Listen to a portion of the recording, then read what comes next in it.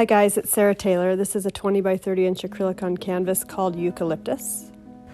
And I'll go through my colors. That's a Modern Masters iridescent gold. That's raw sienna by Golden Fluids, and I think I put a little bit of green gold in there from Liquatex. That's a cobalt turquoise, golden color.